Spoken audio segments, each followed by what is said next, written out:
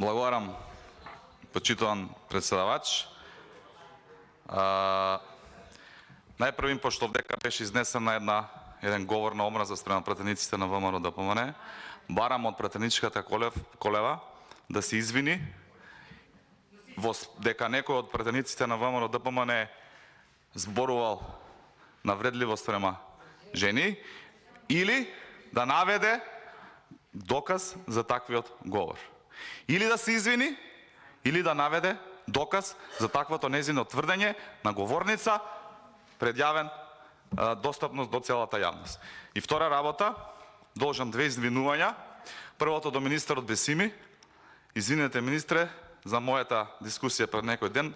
Не сум ги знаел овие бројки дека реализација на капиталните инвестиции била на 90%. И се извинувам за мојот говор, после овој говор на колешкава Колева.